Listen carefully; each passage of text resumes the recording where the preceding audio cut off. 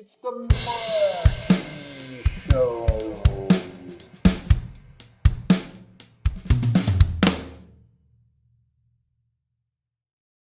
Hello and welcome to the Marty Show. I'm your host, Jerry. Today we're going to talk about a book written by Sylvester Stallone.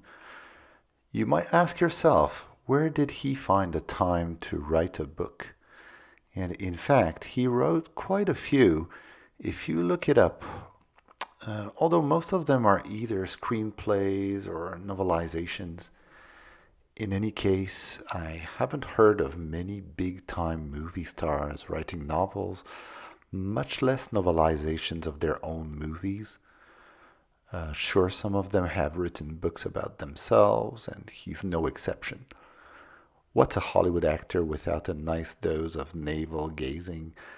And although quite a few have written screenplays, very few have written novelizations of their own films.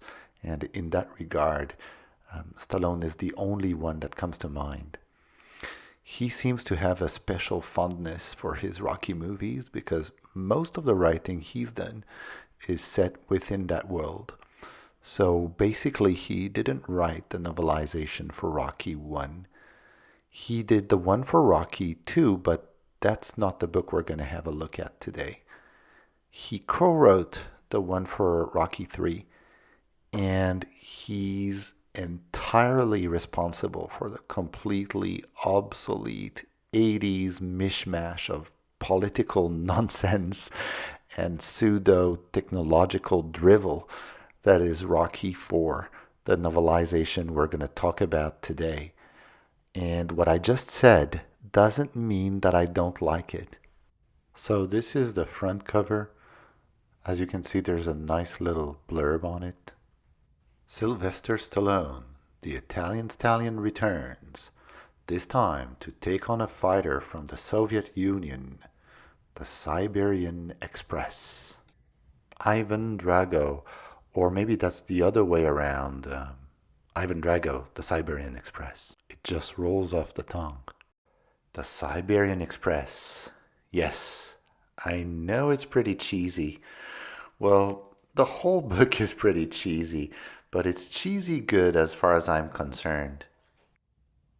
Let's have a look at the back of the book. If you look on top in red, there's a very funny blurb there. The most explosive chapter yet in the greatest heavyweight story of all time. It sounds like someone just had a taco. A very big taco. As for the rest, it's pretty much just a summary of the movie's story. It's really nothing special. It's very by the book. It's very linear. And you might already have seen the movie, and if you have, you know that the movie is 90 minutes long, and it's like 45 minutes of montage. That's pretty much all there is to it.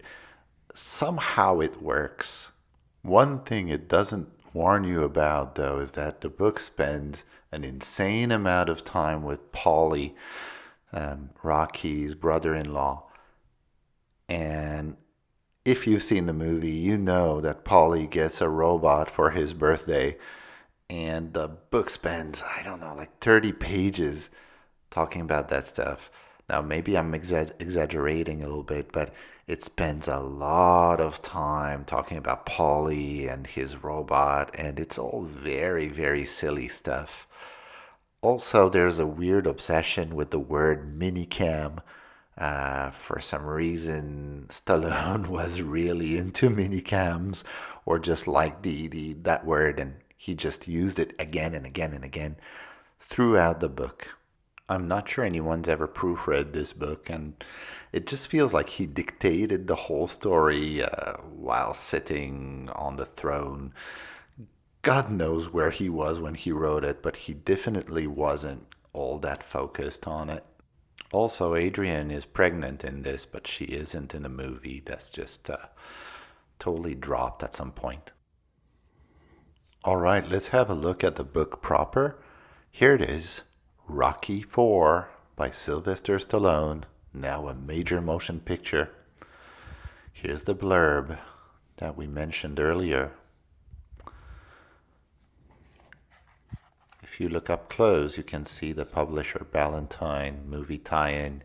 $2.95, very cheap compared to what you would pay now for a book of this type. But with inflation, maybe it isn't all that different. Who knows? This is the intro. There isn't much here. Just pretty much tells you what the book is going to be like. Here you have the cast and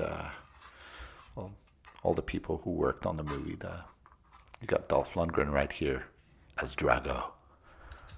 Rocky IV, Sylvester Stallone.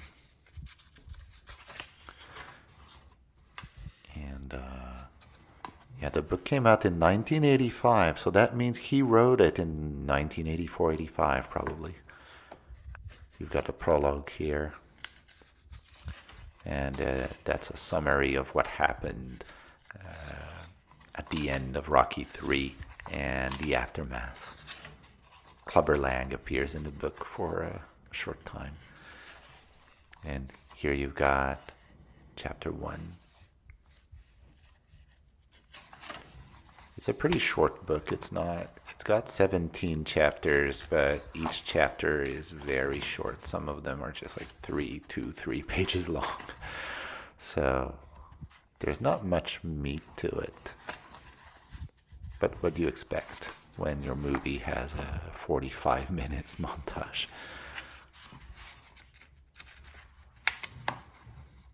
You spend a bit of time in Russia, like in the movie. There's some stuff that you don't see in the movie, like Creed and Rocky training in Vegas. But it ends the same way Rocky ends the Cold War, by defeating Drago. My favorite blurb right here. So this is what the book looks like. It's in pretty sorry shape. I bought this at a second-hand store in Japan. I actually bought it twice. I gave one to one of my friends, one copy. And here you can see the spine, the very damaged spine.